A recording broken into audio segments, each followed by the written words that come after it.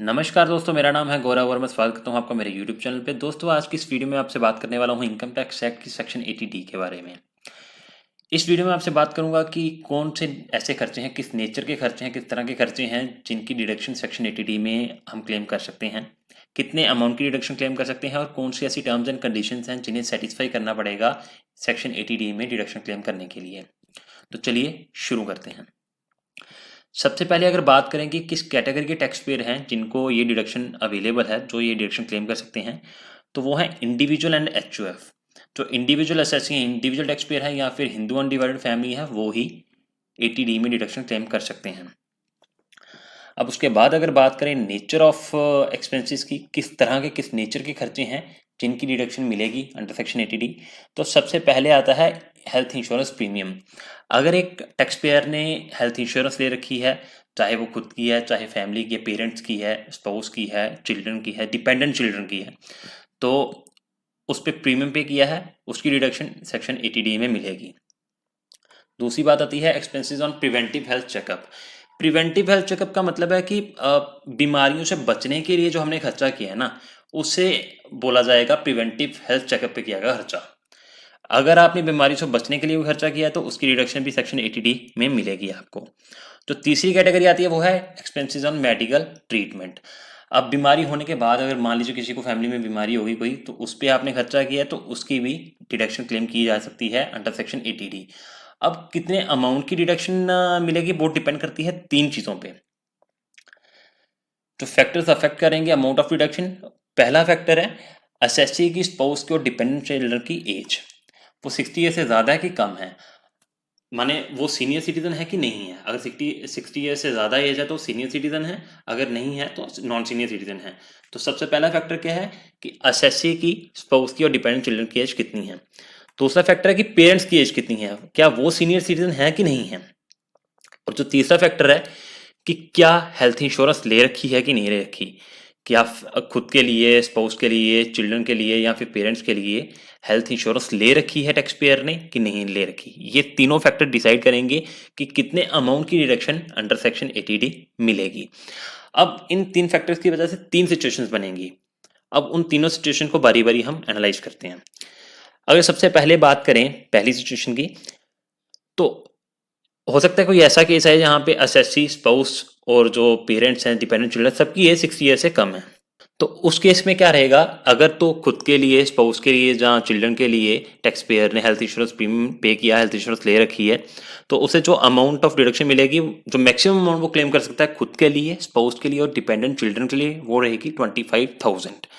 इसमें 5,000 जो health checkup, preventive health checkup के लिए 5,000 की डिडक्शन इंक्लूडेड रहेगी। दूसरा हो सकता है कि उसने पेरेंट्स के लिए भी हेल्थ इंश्योरेंस ले रखी हो, तो उस पर भी प्रीमियम पे किया हो, तो उसके लिए 25,000 अलग से उसे डिडक्शन मिलेगी। माने हो सकता है कि उसने 25,000 खुद के लिए पे किया, अपनी अपनी हेल्थ इंश्योरेंस करवा रखी है, और 25,000 की उसने पेरेंट्स की करवा रखी है, तो दोनों की अलग अलग मिलेगी उसे, माने 50,000 उसे टोटल डिडक्शन मिल जाएगी। अब हो सकता है कि उसने खुद पे कोई मेडिकल एक्सपेंडिचर भी किया हो, लेकिन बिकॉज उसकी एज, इस केस में उसकी एज 60 ईयर से कम है, तो उसे कोई भी डिडक्शन फॉर मेडिकल एक्सपेंडिचर नहीं मिलेगी। अगर उसने खुद पे कोई मेडिकल एक्सपेंडिचर किया है तो उसे कोई डिडक्शन नहीं मिलेगी। दूसरी चीज, अगर उसने पेरेंट्स को कोई बीमारी हुई, उस पर मेडिकल एक्सपेंडिचर किया है, तो उस केस में भी उसे कोई भी डिडक्शन नहीं मिलेगी for medical expenditure, because parents की एज भी 60 ईयर से कम है। तो जो ओवरऑल डिडक्शन रहेगी इस केस में, जहां पे असेसी की, स्पाउस की, डिपेंडेंट चिल्ड्रन और पेरेंट्स सबकी एज 60 ईयर से कम है, वो रहेगी 50,000। यहाँ पे जो एक इंपॉर्टेंट पॉइंट है जो हमें कंसीडर करना चाहिए, वो है कि प्रिवेंटिव हेल्थ चेकअप है जो, उसका जो मैक्सिमम अमाउंट हम क्लेम कर सकते हैं वो 5,000 रहेगा। वो 5,000 रहेगा खुद के लिए, टैक्स पेयर के लिए, स्पाउस, डिपेंडेंट चिल्ड्रन, पेरेंट्स सभी को मिला के 5,000 रहेगा।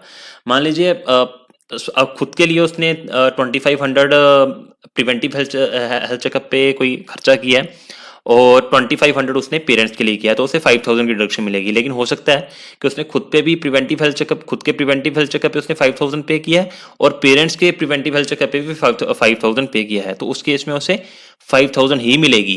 टोटल जो डिडक्शन रहेगी प्रिवेंटिव हेल्थ चेकअप की, वो 5,000 को एक्सीड नहीं कर सकती किसी भी केस में। अब अगर दूसरी सिचुएशन की बात करें तो हो सकता है कि एसएससी की स्पाउस की डिपेंडेंट चिल्ड्रन की एज तो 60 ईयर से कम है, लेकिन जो पेरेंट्स है पेरेंट्स की एज 60 ईयर से ज़्यादा है। तो उस केस में क्या रहेगा, जो खुद की मेडिकल इंश्योरेंस प्रीमियम अगर उसने पे किया है, कोई हेल्थ इंश्योरेंस ले रखी है उस पर प्रीमियम पे किया है, जहाँ स्पाउस या डिपेंडेंट चिल्ड्रन की हेल्थ इंश्योरेंस पे कोई प्रीमियम पे किया है, तो 25,000 की वो डिडक्शन क्लेम कर सकता है। अब मान लीजिए हो सकता है उसने पेरेंट्स के लिए भी हेल्थ इंश्योरेंस ले रखी हो, उस पर भी उसने प्रीमियम पे किया है, तो इस केस में जहाँ पे पेरेंट्स की एज 60 ईयर से ज़्यादा है, ये चीज़ ध्यान देने वाली है कि अगर पेरेंट्स की एज 60 ईयर से ज़्यादा है तो उसे जो अमाउंट ऑफ डिडक्शन मिलेगी वो 50,000 रहेगी। मैक्सिमम अमाउंट ऑफ डिडक्शन जो इस केस में वो क्लेम कर सकता है वो 50,000 है। अगर पेरेंट्स की एज 60 ईयर से ज़्यादा माने वो सीनियर सिटीजन हैं, तो उन्हें जो मैक्सिमम अमाउंट ऑफ डिडक्शन मिलेगी वो मिलेगी 50,000 सेपरेटली फॉर पेरेंट्स।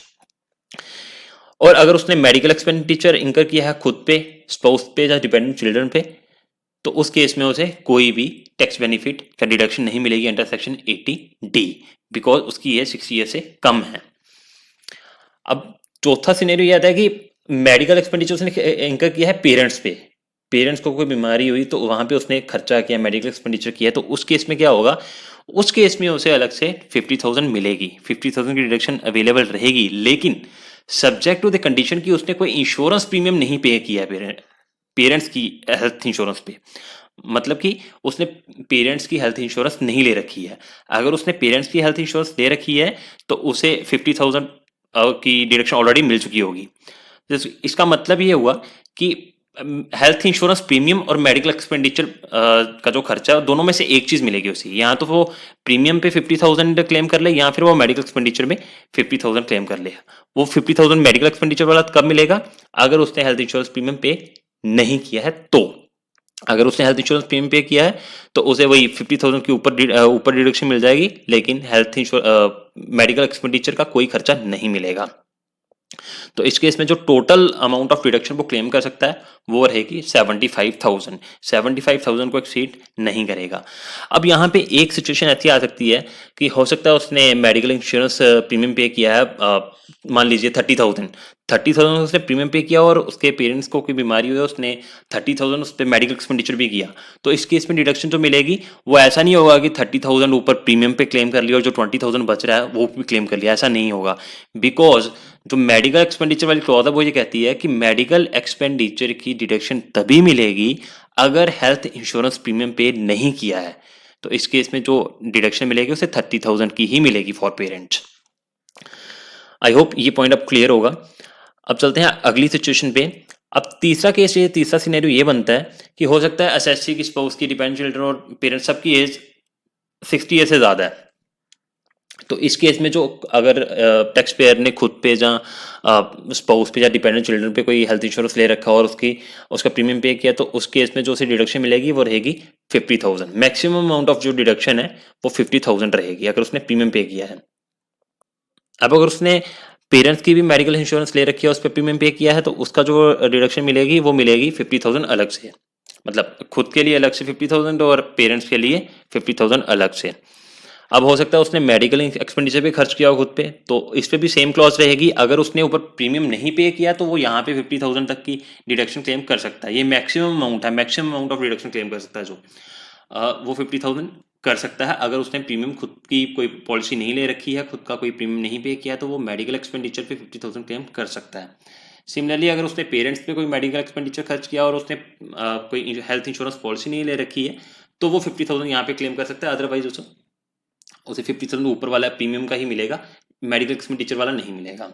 तो इस केस में जो ओवरऑल लिमिट है, जो मैक्सिमम अमाउंट इस केस में जहाँ पे सबकी एज 60 एज से ज़्यादा सभी सीनियर सिटीजन है, तो वो रहेगी 1 लाख रुपये। आई होप ये पॉइंट भी आपको क्लियर होगा। अब एंड में हम बात कर लेते हैं कुछ इंपॉर्टेंट पॉइंट्स की। ये जो हमने बात की अभी तक की बात की हमने इंडिविजुअल के केस में। अब एचयूएफ के केस में बात करें तो एचयूएफ को जो मैक्सिमम अमाउंट ऑफ डिडक्शन मिलेगी वो मिलेगी 25,000 अगर उसने हेल्थ इंश्योरेंस प्रीमियम पे किया है किसी मेंबर का और उसकी एज 60 ईयर से कम है, यानी कि वो नॉन सीनियर सिटीजन है, सीनियर सिटीजन नहीं है। इन केस वो सीनियर सिटीजन है तो उसे 50,000 की डिडक्शन मिलेगी एचयूएफ को। और इन केस अगर मेडिकल एक्सपेंडिचर इंकर किया है एचयूएफ ने on health of any of its member और हेल्थ इंश्योरेंस प्रीमियम नहीं ले रखी है तो 50,000 की डिडक्शन यहाँ पे वो क्लेम कर सकती है। और तीसरी चीज़ है जो मैक्सिमम अमाउंट क्लेम कर सकती है एचयूएफ वो 50,000 ही रहेगा, 50,000 को कभी भी एक्सीड नहीं करेगा। नेक्स्ट बात करेंगे प्रिवेंटिव हेल्थ चेकअप की पेमेंट कैसे करनी है, किस मोड से करनी है। तो प्रिवेंटिव हेल्थ चेकअप की पेमेंट हम किसी भी मोड से कर सकते हैं इंक्लूडिंग कैश, चाहे वो हम बैंक ट्रांसफर करें, पेटीएम करें, गूगल पे करें, चेक करें, जहाँ कैश से दें वो चलेगा। लेकिन जो इंश्योरेंस प्रीमियम और मेडिकल एक्सपेंसेस की पेमेंट है वो हमें कैश में नहीं करनी है, अदर देन कैश मोड में करनी है। हम चेक से, पेटीएम, गूगल, बैंक ट्रांसफर इन सब मोड से कर सकते हैं, लेकिन कैश में हमें ये पेमेंट नहीं करनी है। हम इलेक्ट्रॉनिक ट्रांसफर कर सकते हैं लेकिन कैश में ये ट्रांजैक्शन हमें नहीं करनी है। तो ये थी section 80D। I hope 80D से रिलेटेड जो भी आपके डाउट्स होंगे, जो भी इन्फॉर्मेशन मैंने इस वीडियो में आपको देने की कोशिश की है वो आपको क्लियर होगी एंड ये वीडियो आपको यूज़फुल रहेगी, आपके लिए इन्फॉर्मेटिव होगी। और अगर आपको ये वीडियो पसंद आई तो प्लीज़ वीडियो को लाइक एंड शेयर ज़रूर करें और चैनल को सब्सक्राइब करना ना भूलें।